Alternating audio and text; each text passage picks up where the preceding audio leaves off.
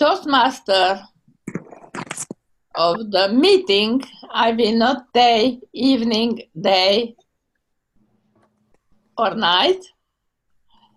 Brian Dodd, who will speak all the way from the west coast of Canada. Thank you, Julie. I was intrigued with the theme of the meeting, guilty pleasures and comfort zones. So let me share with you briefly the result of the search I did with those two titles in there.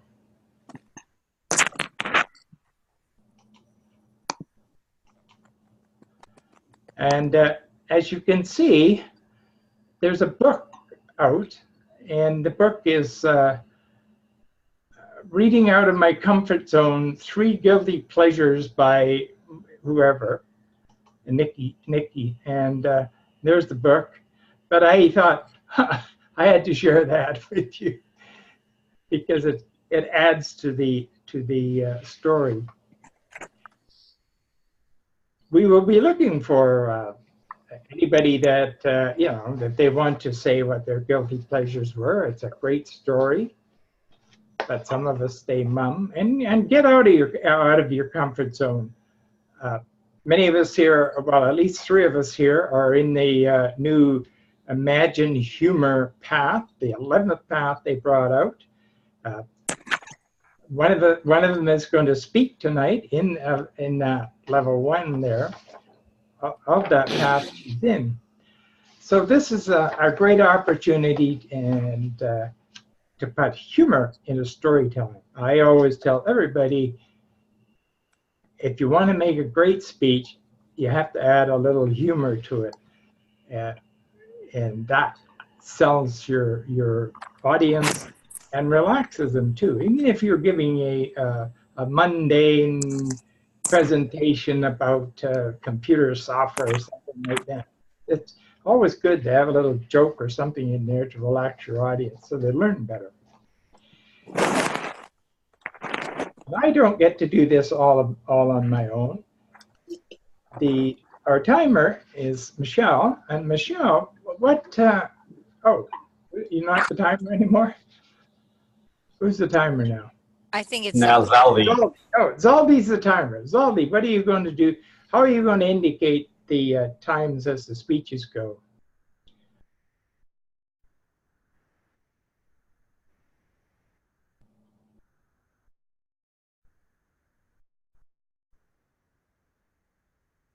Zaldi,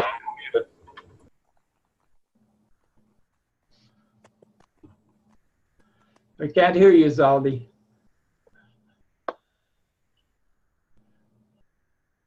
I think Zaldi may be having some difficulties with his setup.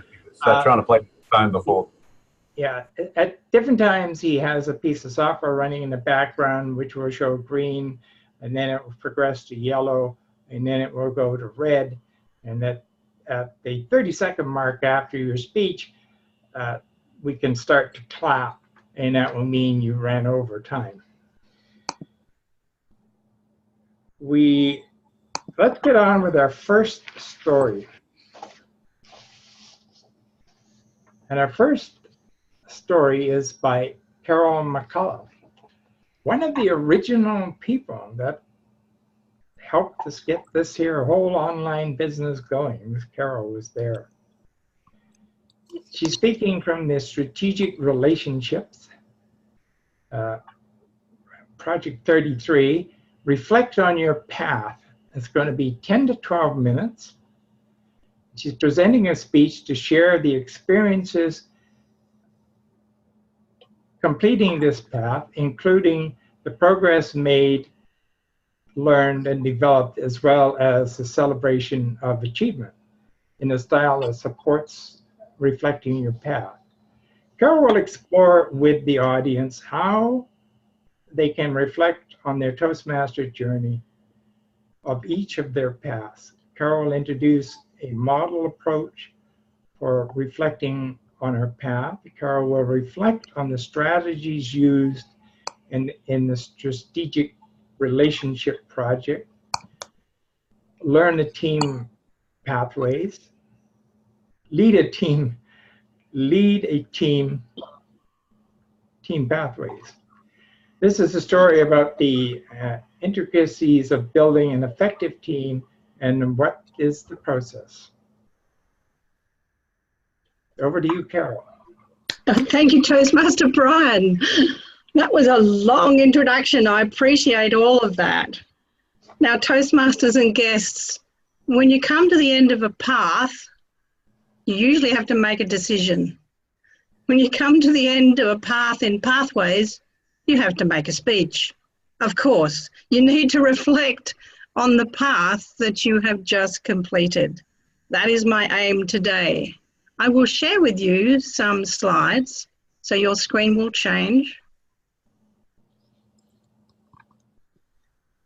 And I wanted to let you know that throughout my speech today, I will touch on reflections of doing the strategic relationships path, but I will also share with you my ideas on how to be a better reflective practitioner. I have completed 2 paths so far. The first one was effective coaching, and the second one was visionary communication. And my third one, strategic relationships, concludes today with this final speech. Thank you for your clapping in silence there. I appreciate that, because it's quite an achievement to come to the end of a path, as many of you here will know. We each have our own way of sharing. We can put together all the jigsaw pieces in a variety of different patterns. And I know that some of you have already done that. Can you give me a show of hands if you have reached a level 5 in your path already? And whether you have done this speech before. Excellent, quite a few of you here. Thank you for sharing. Today, my speech is all about reflection. And I couldn't resist this little quote. I saw it as being so relevant to us in our paths and in Toastmasters in general. Because we don't just learn from the experience, we learn from reflecting on it. And as I reflect, I really need to feel like I'm being authentic now. Not just following some ritual that the project tells me to do, but to really look deeply into what I did, what I said. Do I remember what I said? How I was evaluated, and how can I help others work through the preparation for this very speech? Reflect on your path. I wanted to give it meaning. I wanted it to be relevant to me and relevant to you so that you can move forward. And recently, a really strong piece of reflection for me came through just by chance. I didn't know that Julie was actually recording my evaluation of her speech the other day. And she shared that with me. And I thought, wow, I'm able to now look back on what my style is when I'm speaking online to you and how it comes across. And that was a very valuable piece of reflection on my part. So thank you, Julie. Are you a reflective practitioner? Do you often think back over your path, or are you rushing to get onto the next part and eager to get that new path and get into the humour, engaging humour path? I know that many people have jumped straight into that one.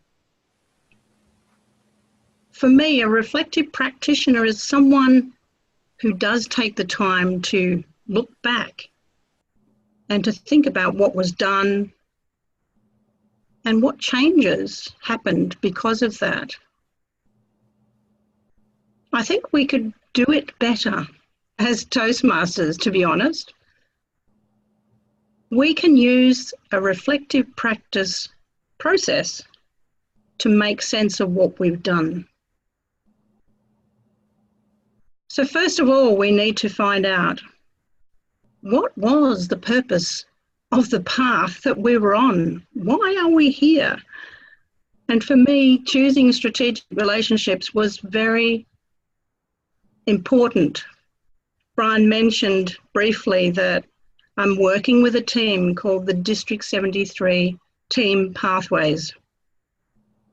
And this project was really the reason why I chose strategic relationships, because I needed to build a relationship with this team of people. We have 10 now in District 73. And our role is to provide support and resources for clubs in District 73 for getting into pathways and feeling confident in pathways and getting over those little hurdles. Because we realise now that many clubs are only just getting into their whole experience. And we needed to provide something concrete, meaningful and relative to them right now as we're approaching the final year and phasing out the old system for the new. So my District 73 Team Pathways was the catalyst for building all of the tasks that I was doing in strategic relationships. And I learned a lot along the way. Some of my learnings I will share with you in a moment about that particular process. But being a reflective practitioner is really what it's all about. So here we are in strategic relationships. Always there is choice. There's, as you see here, a couple of choices we could make. But my learning from the path was really all about consistency and trust. Now, hands up those who have been delving into some of the Facebook groups lately and looking at all the comments about pathways and trying to make sense of what people are on about. I think we need to develop a consistent online presence when we're in those forums. I'm learning still how to do that in a way that is consistent with my reputation, shall we say, as a leader online. And I've been learning how best to do that with my new team of District 73 Team Pathways. For them, I needed a feeling of trust. They need to trust me, that I'm going to be consistent and that I'm going to be committed to the tasks that I have set for us all. And I need to feel that I can trust them to follow through as well. So these are the two biggest pieces of learning for me. Online presence is so important to give consistency and trust. And for this team, we now need to make sure that we're consistent with the direction that District 73 is taking us. We need to make sure that what we're doing is strategic for our club members. So I came up with this reflective practice process that you might enjoy. I haven't developed it from scratch. It's based on the Gibbs reflective practice cycle that's been around for decades. You may know of it. Basically, it builds on a set of steps that you take when you are unpacking experiences. So first of all, describe for yourself what happened. And in the case of a path, who did you involve? What did you do? And what projects were you successful with? Then from your own learning point, think about what was good, not so good, and your feelings as well as those of others. Then with that wonderful evaluation that we always give to each other, I'm expecting a good one today from Julie, I hope, that the feedback will then present for you some challenges along the way, and you unpack those and you think about those and you deal with them. And this is happening over the course of a whole path. So that's 14 projects altogether, 14 speeches. So the next step is to analyse all that, to make sense of your progress. Does it make sense? Did you go along the path that you decided to do in the beginning, or did you change tactics? How did that make you feel? What did you learn from that? And then think about, well, what else could be done? Is there more to this? Is it more than just going through a set of projects that a path is directing you to take? What else is happening? What is transforming inside you? And how could you do it differently? For me, this is the biggest learning that you can take forward into your action plan, because then you'll decide, what are you going to do next? It doesn't really work very well if your reflective practice is just that. You need to go somewhere with it, do something with it, and help transform yourself. I'm getting just a few little bits of audio there. I'm not sure if it's my timer telling me it's time up, but I'll continue. For me, I wanted to share with you today what the impact of my path, and indeed all of the paths that I've been on, how that's impacted on my action plans for the future. Thank you, Zeldy. An audible time would be gratefully received too. So there are two parts to this.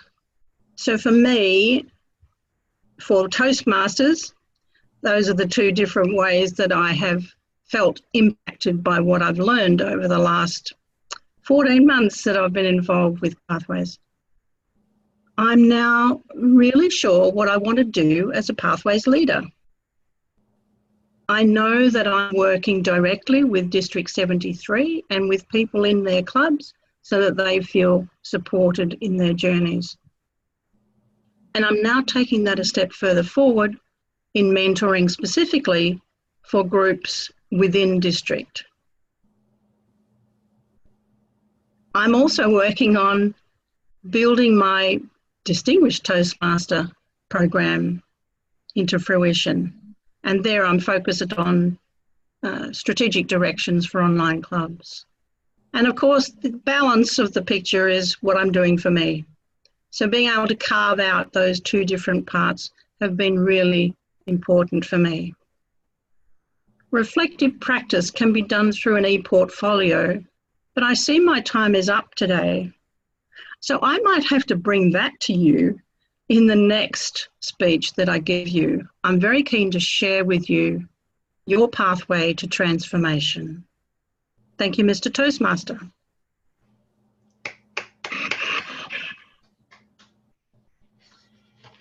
Thank you, Carol.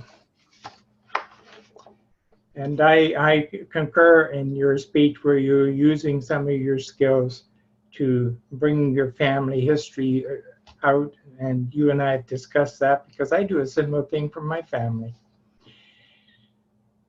Our second speaker is giving, now I get confusing, I don't know if it's the first or the second speech. Anyways, this is on engaging humor.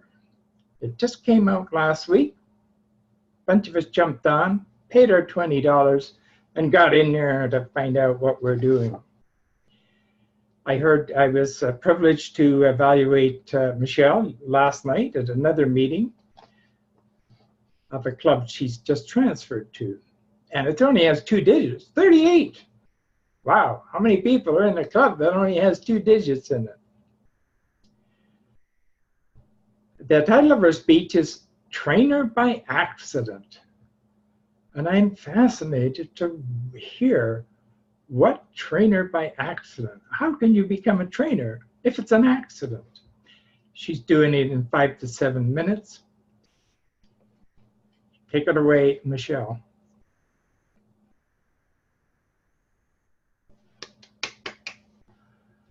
I'm sorry, I was muted.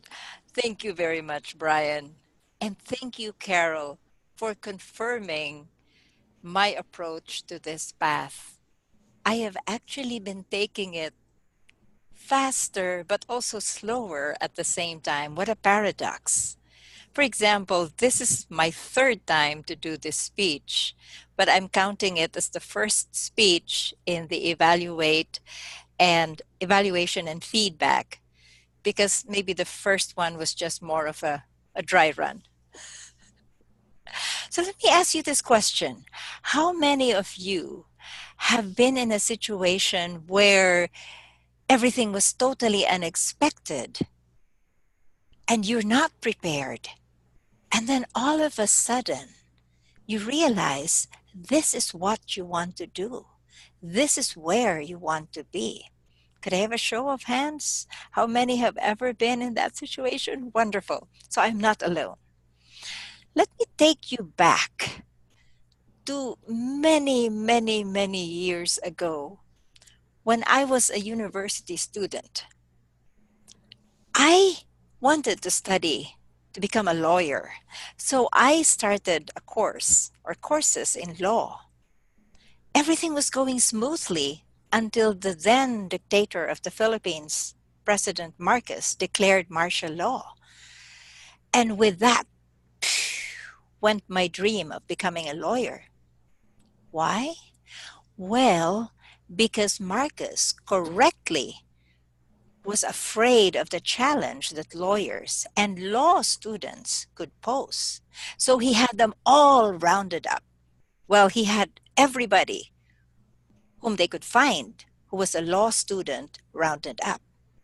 Fortunately, my nickname back then was Mike, a boy's name. And even more fortunately, none of my classmates told on me. I suspect that they were more fearful of the wrath of this skinny, long-haired girl with a fiery temper than the wrath of their armed captors. So they preferred to be in there in detention without me. So I was free. Nobody tried to round me up, but still, I had enough common sense to know that law would be a dangerous profession for me during those days. So I switched over to something safe, psychology. And psychology, why not? I was going to study human behavior and find out why humans behaved so inhumanly. That seemed to make sense to a 19-year-old. But there was one problem. I had a very expensive habit. Let me say more of an addiction. I was addicted and I needed money. I needed to feed my addiction. So I needed to take a job, a part-time job as a training assistant, just so I could feed my addiction. Because every day I needed to have my fix. Yes, I confess I was an addict even back then. I loved books and I had to have a book a day. So I worked as a training assistant. And my work was grunge job. I would carry all the heavy materials. I would carry the big overhead projector. It was big and it was heavy. I would set it up. I would prepare everything in the training room. And then I would sit at the back of the room. I didn't have anything to do for the rest of the day until the end of the day when I had to unpack and take down the big overhead projector and pack up all the manuals. But in between, I could just sit at the back of the room and relax and listen to the trainer. And that's what I did week after week after week. And everything was fine and easy. And I was able to earn my fix money so I could buy my books. And so I would sit at the back of the room and read and read and read all of this books about psychology, about communication. I was just sitting at the back of the room until one day it was 8 o'clock. And I knew because back then we had watches and I was looking and the participants were looking and there was no trainer. And then it was 8:05 and then 8:10 and then 8:15 and the participants were looking and there was no trainer. So finally I stood up and went to the front of the room and started the program and did an icebreaker and had some activities. And then the trainer was still not there, so I declared a 20-minute break. And the clock seemed to be whizzing by. And it was 20 minutes and 25 and still no trainer. And now I had to stand up again and I had to actually do a discussion. And I did not for the life of me know what to discuss. But I just opened my mouth, and then all of those books, all the knowledge that I had gained reading about all of these topics just started coming. And I did what James Joyce would call a stream of consciousness. I just started talking like a professor in one of these Radcliffe universities. And the people started participating. We engaged. We had question and answer. And then it was 11 o'clock and I looked at the back of the room and I saw the trainer standing there and I was about to stop, but she said, signaling for me to just go on. And I did. And then at lunchtime, we had a break. And after lunch, I introduced her. And then I sat back at the back of the room. I was done with that adventure. Or so I thought. The next day, she called me to her office. And she had this really strange look on her face. I was wondering, is there anything wrong? Not really. Actually, there's nothing wrong. In fact, there's something very right for you. Your evaluations came out much, much higher than mine. I was shocked. I couldn't believe it. I was going to become a clinical psychologist. I was going to understand how people behaved in the laboratories. Well, goodbye. From that day on, instead of sitting at the back of the room, I started standing up front. And that was in 1977. And so, what an accident. I am still a trainer up to today. Back to you, Mr. Toastmaster. I won't try to take too much thunder away from your evaluator, but that was an improvement on the first time when you were practicing. Now, I don't have any details here. Maybe the evaluator of Svetlana has the details of her title. I do know that she's speaking from the Innovative Planning path, number 7. Introducing to Toastmasters mentoring. Present a speech about the time when being a protege, share the impact and the importance of avoid reporting on the content of this project. Svetlana, you can tell us your title. Thank you, Toastmaster of the day, Ryan. The title of my speech is My Mentors. And if you noticed, I changed the background picture from a space where thoughts develop, where that vulnerable inner mess happens, to bridges.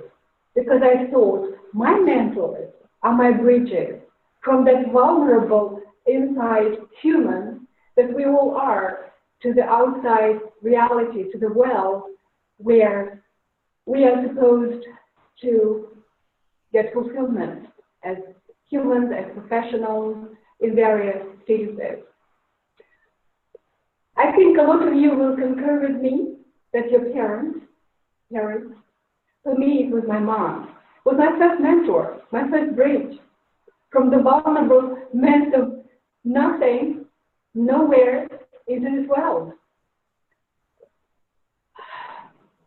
She was someone who had this absolutely incredible quality that I observed and realized years later what was special about her.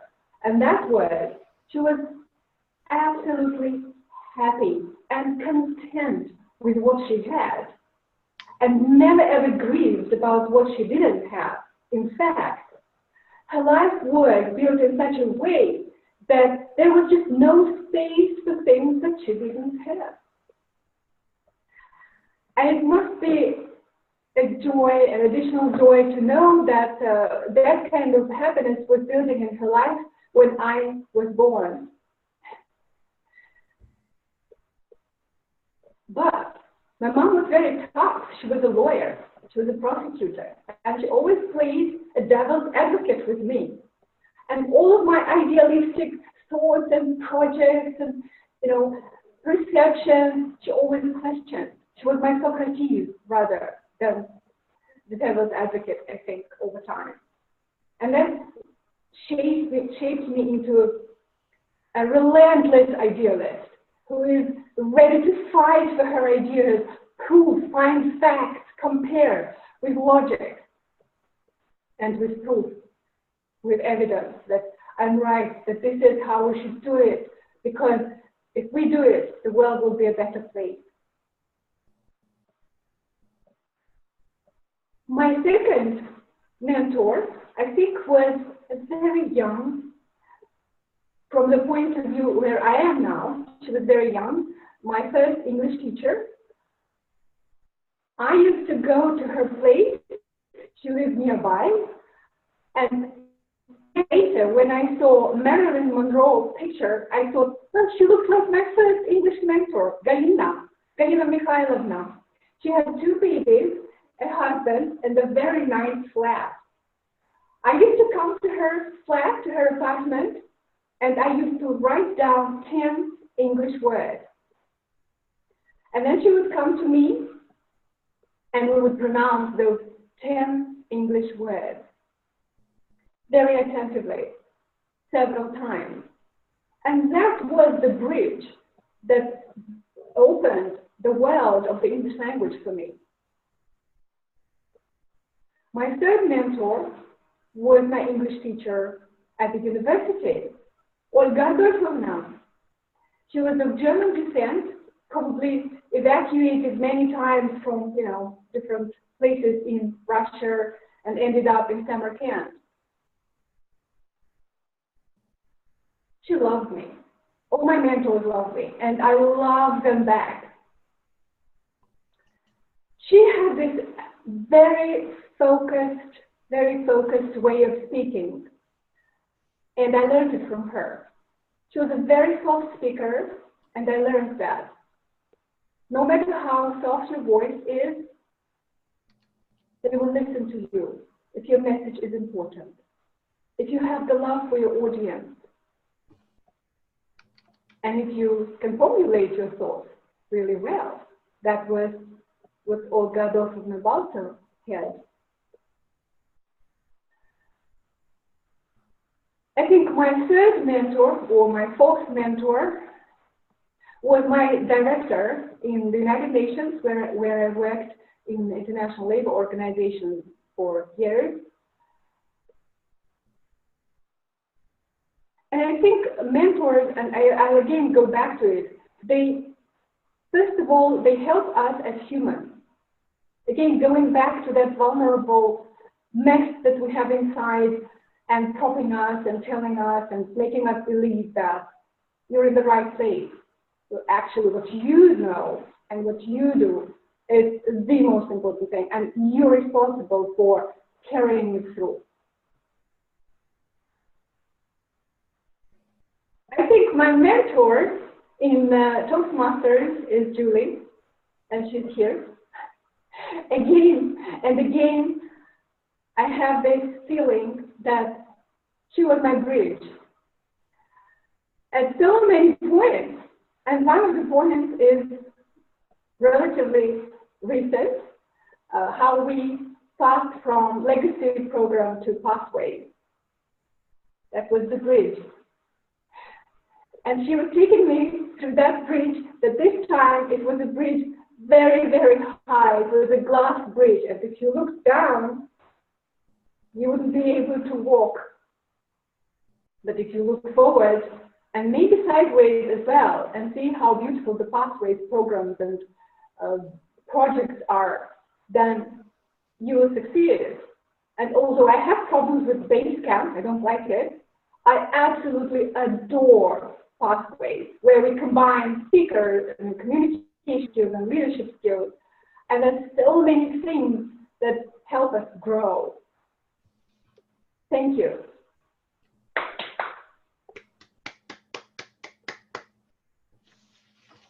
Thank you, Svetlana. It's always a pleasure just listening to anything that you're telling us. You share your knowledge terrifically, and your mentors did an excellent job in being able to share that with us. Now we come to the part of the meeting.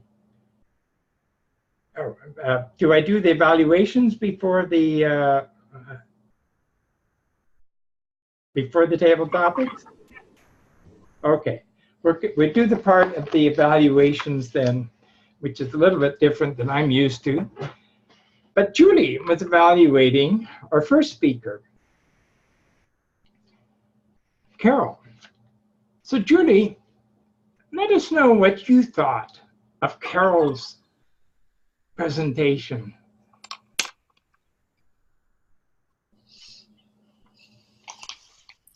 Carol, as usual, but perhaps even more, is a master in presenting slides. And she gave us again wonderful slides, from which I would like to steal some of them. They were so interesting and so well made. She has a wonderful voice. So if you didn't see anything of her or presentation, you already are there with her all the time. So if she makes podcast, I think she would be wonderful. And I know what I am speaking because I begin to try to do it. She finished now her fourth pass. Wow. And each of them gave her something different, something she used. Not only did it to have one more pass or one more hours, but used in her work, used in her life. Now, what would I say Carol could have done better? So, first of all, gave us from the beginning the wonderful background she has now, instead of just a green background. Secondly, put her computer farther so we can see her hands. Her hands were here at this level instead of being here, and if she just were a little bit farther, we could have seen her hands, yes, like now. But when you spoke, we didn't see. But most important advice for you, the next time, if you can, speak a little bit more of yourself and a little bit less of general. Because we heard a lot about what is reflective, and I understand that is how important it is to reflect. But if you put inside even what you found, an experience, a moment of your life, how you felt, it would have made it even stronger. That said, we heard and learned a lot for what you want to do and what is your plan and what it means, how important is the pathway relative to just giving yet another speech. And yes, we need to show it better in discussions in a forum also. Thank you, Carol.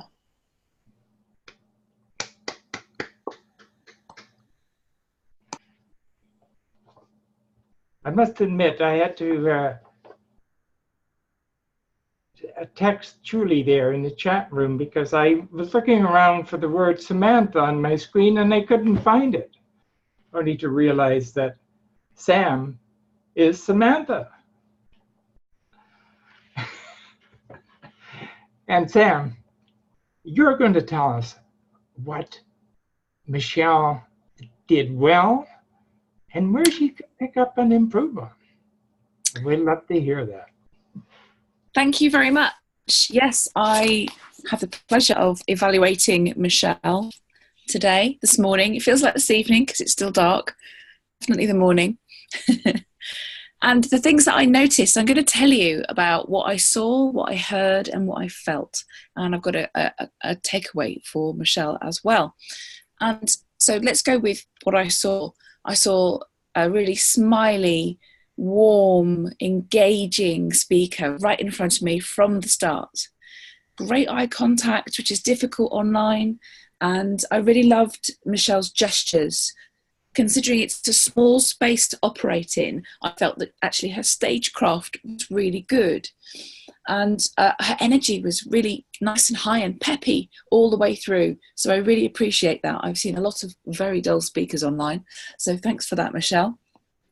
And I know so that she used questioning of the audience, which I felt was a very effective device to get us engaged, getting us to put our hand up. So that's a really nice device. I use that as well. And lovely turns of phrase. I don't want to steal anything away from anyone. I don't know if you have anyone who's making notes of grammarian, but that, you know, skinny girl with a fiery temper, really beautiful phrases, and lovely vocal variety, a very interesting person to listen to. I could listen to Michelle for ages. I noticed as well that there was light and shade. Michelle used some very clever devices when she was explaining what happened by speeding up and slowing down. And that was really lovely to have that light and shade in the way that she presented her content. I've got a nugget, a little takeaway for Michelle. And I noticed at the very beginning, Michelle explained to us that she had already delivered the speech a couple of times.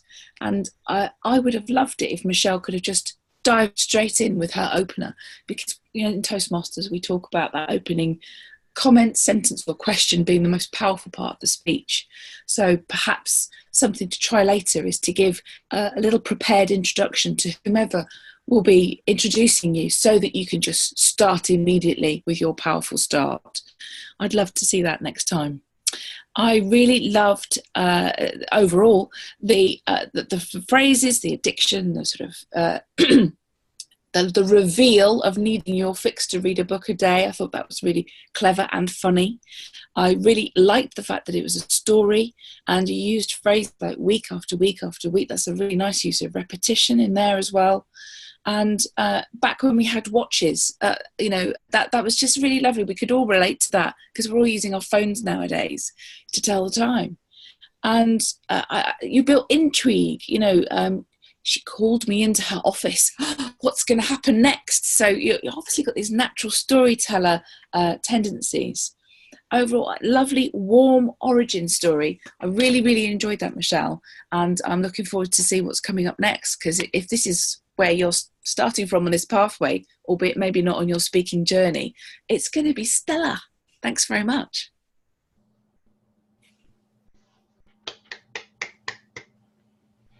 Just before I introduce our next evaluator, I should mention that Svetlana, I should have mentioned that when I introduced her, is the one of the two founding people that got Witty Storytellers going when she was talking to Julie, and they came up with this idea of this club, and it's a terrific club to belong to. Graham is going to give us Svetlana's evaluation. So from one part of the world down under to another part of the world up above, somewhere in the middle. Graham. Thank you, Mr. Toastmaster, fellow Toastmasters, and most particularly Svetlana. My mentors are bridges. What a wonderfully evocative phrase to make us see through Svetlana's eyes how she sees her mentors. And this club, Witty Storytellers Online, uses stories, uses those sorts of analogies as part of our training. So well done, Svetlana. I actually thought that was a genuinely delightful way to begin. I also loved the way that you spoke of your mum as your original mentor. You spoke of both of your English teachers and of your Toastmasters mentors and how much you had learned from them. You said at one stage, all your mentors loved you and you loved them in return. And again, that is so obvious from the way that you spoke about those mentors. If I may make some suggestions for the next time you give this presentation, because quite frankly, every time you pass, Introduction to Mentoring is the, along with the icebreaker, the one speech that you know you're going to give. Don't just say, my mum was my mentor, she taught me to be a relentless idealist, and I did love that phrase. I would suggest, particularly with this club being about storytelling, that you tell a story about your mum that makes that point to us, because that's how we as human beings learn. We learn through stories. We remember facts and figures maybe, but we remember stories wrapped around those facts and figures, and that then reminds us of the message at their heart. So that would be my first suggestion. I would suggest that you try to wrap some actual stories into this.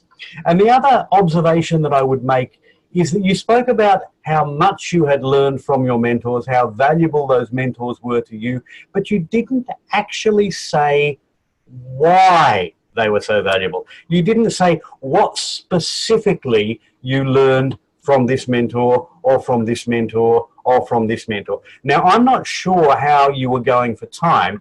The speech just suddenly basically stopped, but I would love to have seen just in the last 30 seconds. So let me take a look at those mentors that I've talked about. What have I learned from each? Well, from my mum, I learned resilience in the face of hardship. From my first English teacher, I learned that the world was my oyster. I learned from my second mentor that I could be much more than I believed. I learned from my boss at the United Nations that hard work could get, you know, tell us just a brief summary of what you learned from each of those mentors, and I think that this speech would resound, would resonate even more with the audience. But as I say, it's obvious that your mentors all loved you and that you loved all of them, and I can see why. Mr. Toastmaster.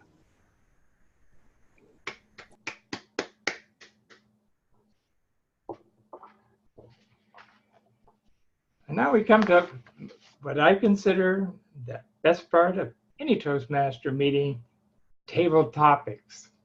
We get to say whatever we like, but we tell a story every time. Even though it's only 2 minutes, it's a story. So to lead us in that is Zaria. I think I got that right. Zaria, like Maria, is easy to remember. Zaria. And take it away and challenge us into our guilty pleasures and our comfort zones. Welcome. Well, happy Valentine's Day to you all. I hope that you're feeling loved up wherever you are in the world. The Americans are not quite there yet, but today we're going to be adventuring into love in all forms. I've never attended an online club before, so I'm curious to see how you do Toastmasters. I'm very new to Toastmasters. I've only just started, so you might have to guide me a tiny bit as we go through. How do you, when people are volunteering, do you just raise your hands or do I pick people up? Okay, great. So Julie, you had said that some of you are on the witty storytellers. So when you volunteer, could you let me know if you're on that so I can pick something that is less emotional and more humorous for those on humorous pathways. So great. So who would like to go first? Table Topics is just this delicious opportunity for us to learn to speak spontaneously about anything. And Amesh would like to go. So Animesh, I'm curious to know, has there ever been on Valentine's Day, or not necessarily on Valentine's Day, but a time that somebody that you loved, a partner, created a surprise for you, and how did that go?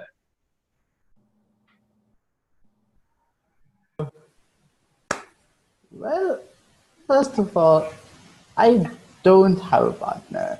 Like, you know, I'm not. I'm not at all in a committed relationship. Come on, I'm not. I'm not the kind of guy who would go into a committed relationship. But the one time somebody gave me a big surprise was on my birthday. You know, 12 a.m. in the 12 a.m. in the night. My cousin calls me up, says, you know, just come along. Come along. We have something for you. We are just outside your call. We're just outside your hostel at the canteen. This is what happened. One of my cousins called me. So both of my cousins were there, and what? And then he had a cake for my celebration, and he had a few people along with him. Maybe his people from his company, people from his sister's company. So both of them that were there. Both sets of people were there, and it was a pretty big party right there in the middle of the canteen, where other people were actually chilling out. It's a night out basically. So in the middle of night outs, it's basically a goddamn party, and I didn't imagine. I couldn't imagine it would be this big, because honestly, it was a surprise for me, because every goddamn time I have my birthday, it's also mid-sems around here in this college. I mean, mid-sem one, it's also the first mid-sem around here in this college. So, it was pretty good. I felt pretty good that it happened. It was a miracle for me. So, that's what is my best gift so far. Getting to celebrate my birthday right after a long time, when birthdays superseded mid-sems. My God. Thanks a lot. Well done, Animesh. Thank you. I'm delighted that somebody woke you up at midnight to come and get you to celebrate so that you felt special. Yeah. Who would like to go next? Okay, Julie.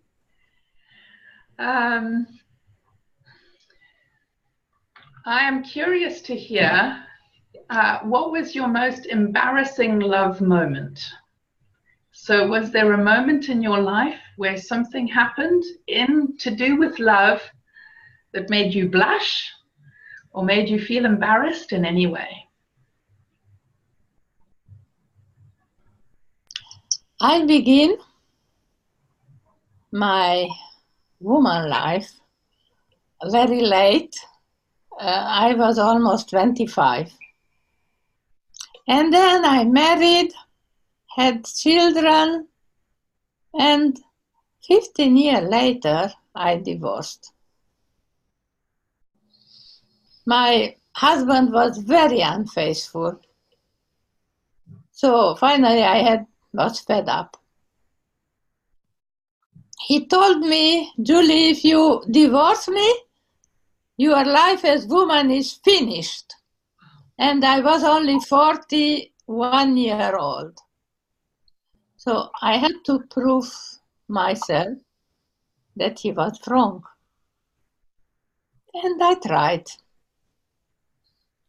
And I went to a newspaper, which was done to meet people in Paris, each other.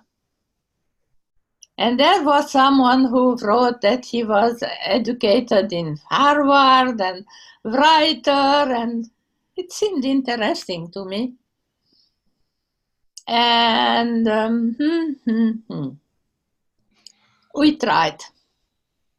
And then he made me afraid. He told me, Julie, do you realize you are wonderful, but how could have happened to meet someone crazy? And then I realized he was crazy.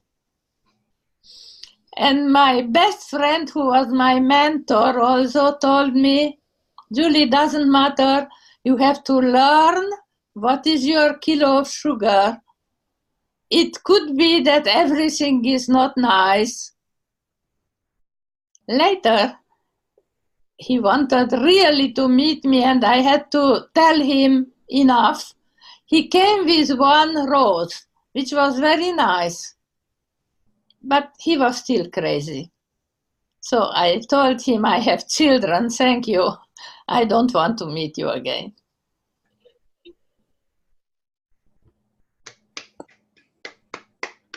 Thank you, Julie. I'm horrified to think that your husband said that nothing would become of you. Look at you, distinguished Toastmaster through pathways and attending 7 different Toastmasters this week, Toastmaster meetings. You're incredible.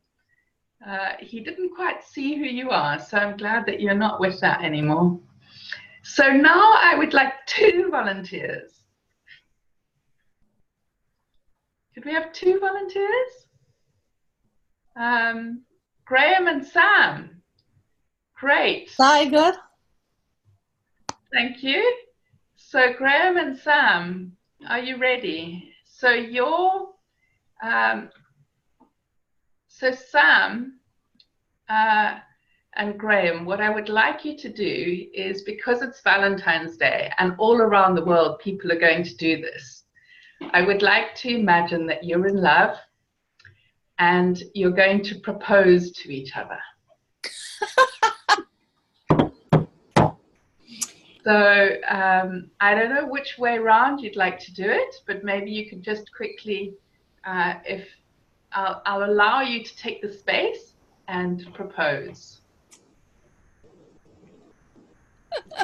I'll begin because it's traditional for the male to begin. Sam, I have to tell you, we are obviously soulmates. The love of science fiction that we share is something that will bring us together. The fact that you don't have a firefly picture behind you does disappoint me, I have to say. Ah, there you go. Oh, you have Captain Shiny Pants. What more can I say? We are in fact soulmates and will be soulmates forever. Please, please marry me and do it today. Brilliant, brilliant. Well, Graham, the fact that we share such a strong bond in science fiction and all the smorgasbord that it offers us in terms of humour and emotion and drama, that's so reflective of me and my life. And with you, I can just tell that our visits to Comic Con and memorabilia and collectomania, dressed as our iconic wonderful heroes, will be filled with laughter and joy, and people will be asking us for our autographs because we'll just be so fabulous together. And it would just be the icing on the cake to have a ring on my finger and say, yes, this is not only the person who is in tune with me, but he is the person who is in love with me. And let's face it, in the geek world, that's pretty awesome. It can be. There ain't no such thing as a free lunch. Somebody's going to have to pay for our reception. Madam Topics Master.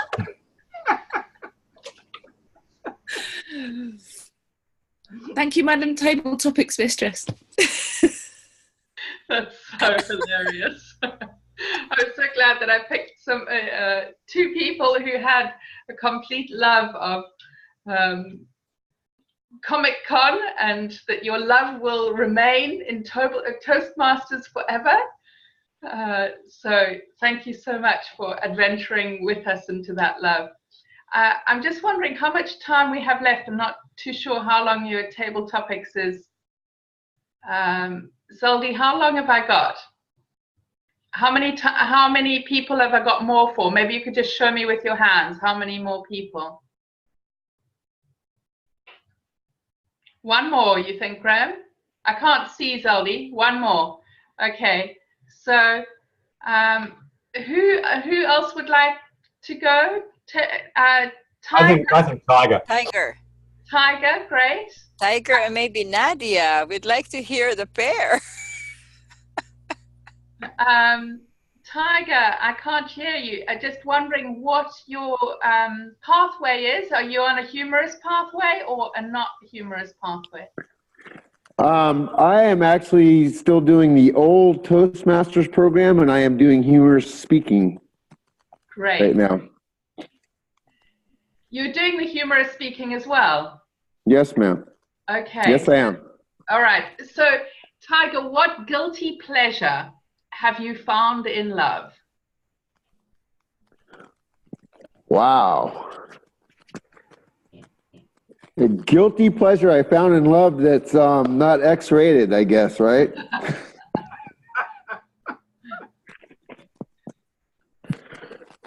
My biggest joy about being in love is sitting on a couch, eating popcorn, drinking a glass of red wine, and watching, dare I say, a good chick flick. In other words, a movie that actually has a plot, which in this day and age is kind of difficult to find. We're so into these action movies, and I don't mind a movie with some action. You know, I don't even mind a movie where someone gets killed, but it's nice to have a plot where you actually have to think a little bit, where there's a, you know, like a good book, like a good theater show, where there's a couple different plots going on. You got to pay attention, a little mystery, a little intrigue. So anyway, that is my idea of a wonderful evening of love: is a couch, a beautiful woman, wine, popcorn, and a good movie. That's wonderful. I like chick flicks too. I keep asking, what's the next rom-com that has an interesting real story instead of some fake or action? So I can understand that. And for you British, for Julie, she'll appreciate this. Love Actually. It's a British comedy around the Christmas time. There's 11 different plots going on, love plots. Fantastic. I love that film too. I think Julian would like to speak also. Let's let him. So we have no one who came to the meeting who goes out without speaking. Great. Julian, can you tell me what pathway you're on? I'm working on the visionary communication. I don't remember the name. Okay, great. So how has love changed the vision or your life pathway, the vision of what you had in your life? Wow, it's amazing. If I have know that in this life I will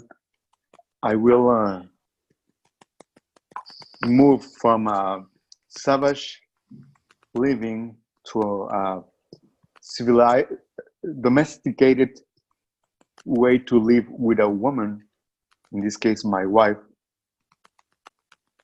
I think maybe I would like to leave it or start since the beginning. The love have changed to me, at least my life, because I have realized that I'm so blessed. I have been so blessed with my wife.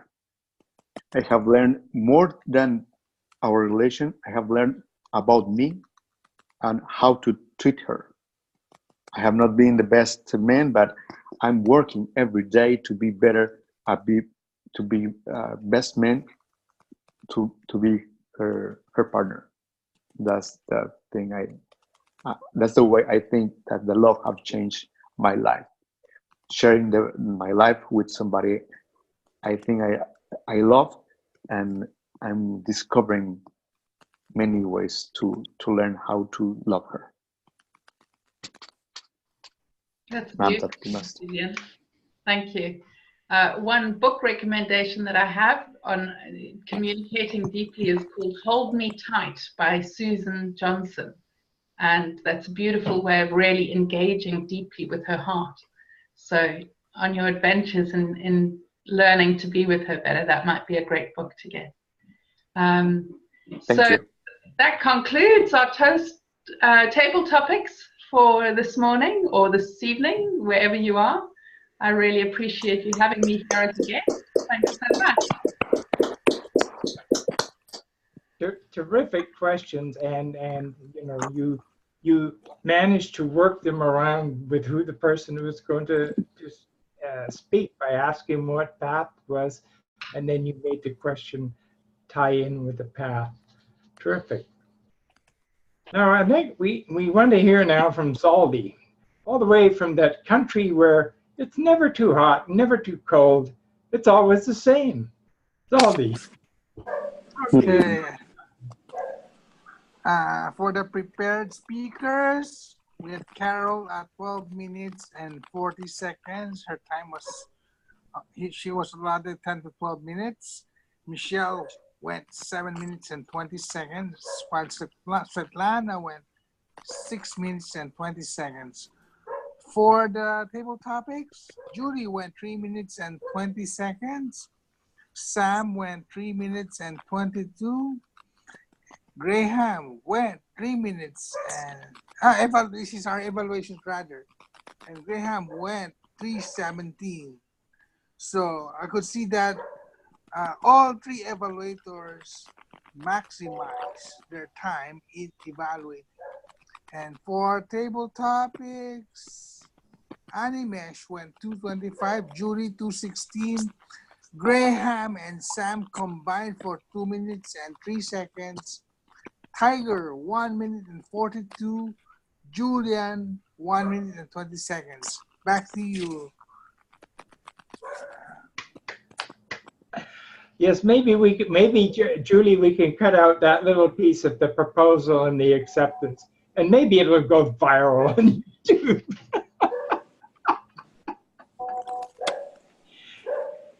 I think my husband might have something to say about that. My wife was sort of making her rumphing noises from the other room at the time as well. All right, to give us a summary of how we have done overall as a meeting, and we're going to ask Jean to give us that report with her lovely little plant in the background there. Oh, hi. I really, really loved your meeting. I learned a few things about online meetings, watching you, especially about the You don't have, you make pauses. Your pace of speaking is slower than ours. So I get to listen to you very, very closely and to understand what you say, what you're saying. So I like that very, very much. Also, I liked the creative and funny stories that were made during the table topic speeches. That was very nice for a morning like mine. Here is 9 a.m.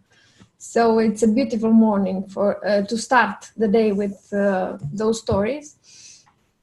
I also liked the fact that you put the table topics at the end of the meeting. So everyone can go during their days with a smile on their faces. So that's thumbs up.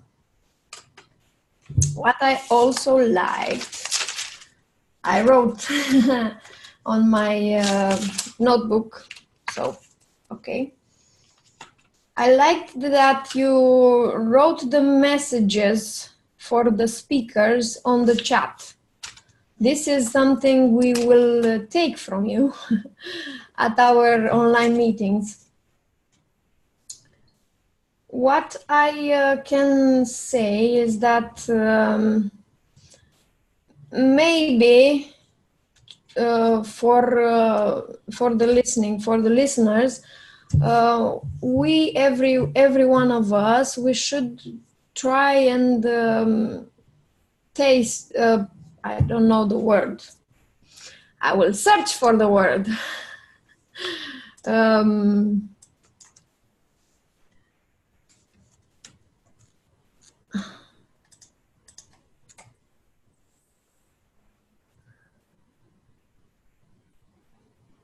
Okay, I will search for the word. I'm sorry for that. To test, okay. Everyone should maybe test their audio before the meetings. This is a hard thing to do for some of our members too. Why? Because if we are in a room with maybe 2 PCs, boxes, not boxes, audio stuff, with audio stuff. If we are in a room with stuff that is for audio, we create some noises that is bad for online meetings. Well, I hope you understood what I wanted to say. Okay. I really loved your meeting, and I hope I will attend more of them. We will welcome you Thank you. back at any time. One of the things about the online meeting is we do have challenges with different people having different mics, and some people have headphones. Myself, I use a webcam. And the one thing that in the world that I'm waiting for is a computer that will adjust the volume coming from the speakers, because some people are further away from their mics and others are closer. And I'd love to have it automatically adjusted. I have a keyboard that I actually adjusted on the keyboard very quickly, quicker than using the mouse. And at this point of time, we have some club business to do. And our president, Michelle, is, no? Who's the president? Julie?